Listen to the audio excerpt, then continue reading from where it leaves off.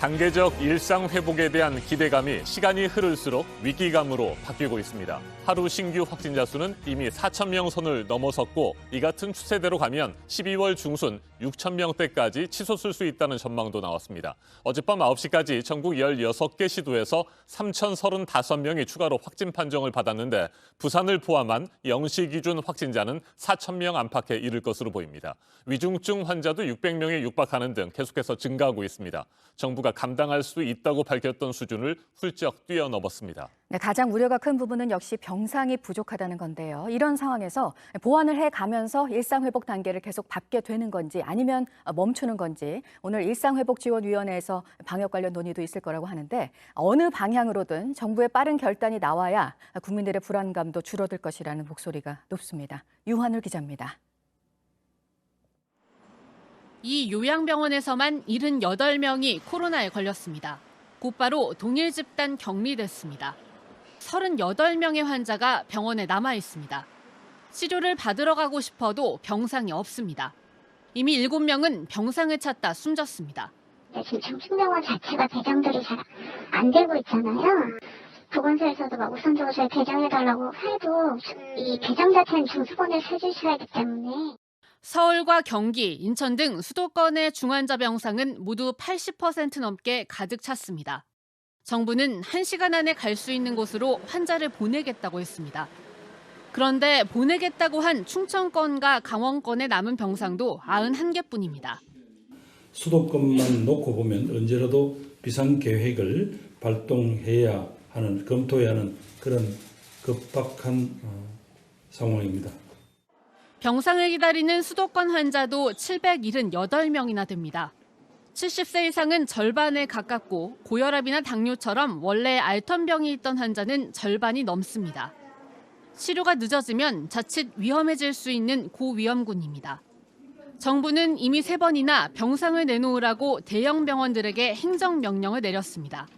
비수도권의 상급 종합병원과 국립대병원 24개소에 대하여 허가병상의 1.5%, 그리고 700병상 이상 종합병원 4개소에 대하여 허가병상의 1%를 확보하여. 하지만 이것도 실제로 현장에 반영이 되려면 적어도 2주는 기다려야 합니다. 구체적인 준비가 뒷받침되지 못하면서 어렵게 시작한 단계적 일상 회복이 한 달 만에 위기에 빠졌습니다. JTBC 유한울입니다. 윤석열 국민의힘 대선 후보가 어제 저녁 김종인 전 비상대책위원장을 만났습니다. 식사를 함께 하면서 김 전 위원장에게 총괄 선대위원장 자리를 맡아줄 것을 다시 한번 요청했습니다. 하지만 두 사람은 뚜렷한 결론을 내리지 못했고 결국 담판은 무산됐습니다. 이에 따라 국민의힘 선거대책위원회는 원톱인 총괄 선대위원장 자리만 비워둔 채 오늘 공식 출범할 것으로 보입니다. 노진호 기자가 보도합니다. 선대위 인선 문제를 놓고 줄다리기 신경전을 벌이고 있는 국민의힘 윤석열 대선 후보와 김종인 전 비상대책위원장이 어제 만찬회동을 했습니다. 만남은 1시간 반가량 이어졌지만 이견을 좁히지는 못했습니다. 왜 내가 지금과 같은 입장을 견제할 수밖에 없다는 얘기를 우리 후보한테 얘기를 했어요. 총괄선대위원장은 수락하셨습니까? 아직은 내가 거기에 대한 확정적인 얘기는 안 했어요. 김 전 위원장은 도중에 잡음이 생기지 않도록 사전에 제대로 정비를 하자는 뜻으로 얘기를 했다고도 했습니다. 김 전 위원장은 앞서 김병준 상임선대위원장 등 일부 인선에 반대한 것으로 알려졌는데 이에 대한 의견차를 좁히지 못한 것으로 보입니다. 윤석열 후보는 말을 아꼈습니다. 제가 구체적으로 말씀드리기는 좀 그렇고 하여튼 시간이 조금 필요하시고 어떻게든 잘 되도록 도와는 주겠다. 총괄 선대위원장직을 맡는 문제는 조금 더 시간을 좀 갖겠다. 윤석열 후보는 김 전 위원장의 자리를 비워둔 채 오늘 최고위회의에서 실무본부장급 등 주요 선대위 인선을 발표할 예정입니다. 주호영 의원과 원희룡 전 제주지사, 권성동 사무총장, 김성태 전 의원 등이 역할을 맡을 것으로 예상됩니다. 이준석 대표는 상임 선대위원장과 함께 홍보 미디어 본부장을 겸임할 것으로 보입니다. 공동 선대위원장에는 윤희숙 전 의원과 금태섭 전 의원, 범죄 심리 분석가인 이수정 경기대 교수, 조국 흑서 공동저자인 권경의 변호사와 김경률 회계사 등이 거론되고 있습니다. 다만 이수정 교수에 대해선 이준석 대표가 공개 반대 의사를 밝혔고 김경률 회계사는 제안을 거부하겠다는 뜻을 밝힌 것으로 전해졌습니다. JTBC 노준호입니다.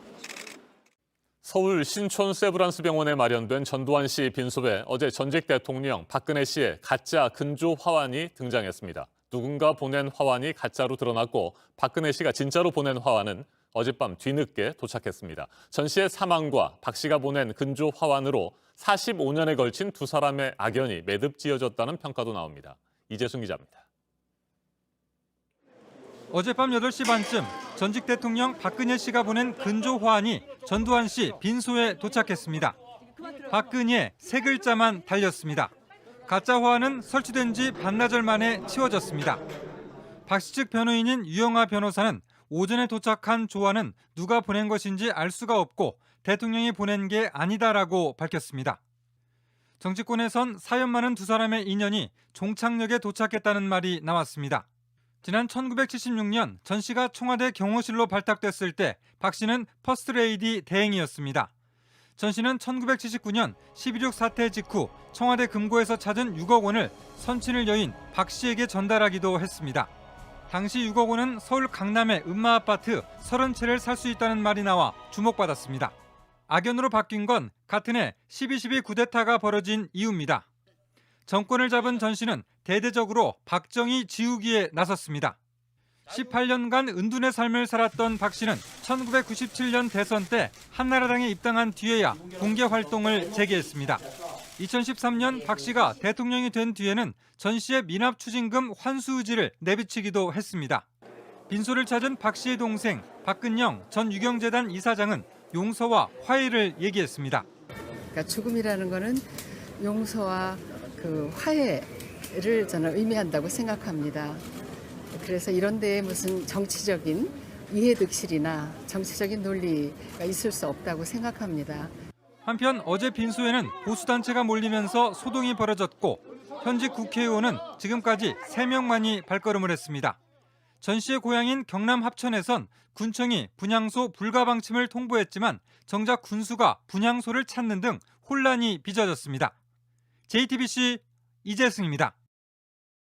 네, 출생아 수 역대 최저 기록이 나왔고요. 올해도 지난해처럼 한 해 출생아 수가 20만 명대에 그칠 것으로 예상됩니다. 이 출생아 수와 직결이 되는 혼인 건수도 가장 낮게 나왔습니다. 박지은 기자입니다. 통계청이 발표한 지난 9월 출생아 수는 21,920명입니다. 1년 전 23,499명보다 1,579명 적었습니다. 출생아 수 월간 통계 작성이 시작된 1981년 이후 9월 기준으로 역대 최저입니다. 출생아 수 감소는 70개월 연속으로 이어지고 있습니다. 지난 3분기 여성 한 명이 평생 낳을 것으로 기대되는 출생아 수인 합계 출산율은 0.82명으로 3분기 기준으로 역시 역대 가장 낮았습니다. 반면 인구 감소는 역대 최고에 달했습니다. 사망자가 출생아보다 3,646명 더 많았는데 사망자와 출생아 수 격차가 9월 기준으로 가장 컸습니다. 이런 상황이 나아질 기미도 보이지 않고 있습니다. 지난 9월 혼인 건수가 13,733건으로 코로나가 대유행이던 지난해 9월보다 10% 이상 줄었습니다. 특히 남성은 30대 초반, 여성은 20대 후반에서 가장 크게 줄어 출산으로 이어질 가능성이 큰 결혼 정년기에 결혼이 잘 성사되지 않는 것으로 나타났습니다. 통계청은 결혼은 2, 3년 시차를 두고 출산으로 이어지는 경우가 많기 때문에 출생아 수 감소는 몇 년간 지속될 것이라고 우려했습니다. JTBC 박지윤입니다. 미국의 고용시장 상황을 보여주는 신규 실업수당 신청이 52년 만에 가장 적게 나왔습니다. 지난 3분기 미국 경제 성장률은 2분기와 비교해서 둔화됐습니다. 워싱턴 임종주 특파원입니다. 미국 남부 텍사스주의 이 식당은 실내 영업을 정상화하지 못하고 있습니다. 일손을 구하기 어려워 사람을 뽑지 못했기 때문입니다. 코로나로 문을 닫았을 때 떠난 직원들은 대부분 돌아오지 않았습니다. Now, when the time goes, they find something to do besides being a waitress. 미국은 일상 회복 속도가 빨라지면서 손님과 일자리는 늘어나고 있지만 구인난은 심해졌습니다. 실업수당 청구 건수도 뚝 떨어졌습니다. 지난 한 주 19만 9천 건으로 코로나 이전보다도 낮았습니다. 1969년 11월 중순 이후 52년 만에 최저치입니다. 노동력 부족과 공급망 혼란 등으로 미국의 지난 3분기 성장률은 둔화했습니다. 연율 2.1%로 당초 속보치보다는 0.1%포인트 상향 조정됐지만 2분기 성장률과 비교하면 3분의 1 수준입니다. 핵심 물가지표인 10월 개인소비지출 가격지수는 1년 만에 5% 올랐습니다. 31년 만에 가장 큰 상승폭으로 인플레이션 압력이 커지고 있다는 신호입니다. 중앙은행인 연방준비제도의 통화정책 결정에도 영향을 줄 것으로 보입니다. 뉴욕 증시 주요 지수는 혼조세를 보였습니다. 워싱턴에서 JTBC 임종주입니다. 어제 저녁 8시쯤 울산 울주군 야산에서 불이 나서 6시간 만에 꺼졌습니다. 인력 130여 명과 장비 20여 대가 투입돼서 새벽 2시가 넘어서 완전히 진화가 됐는데 축구장 3개 넓이에 2만 제곱미터가 불에 탔습니다. 당국이 정확한 화재 원인을 조사하고 있습니다.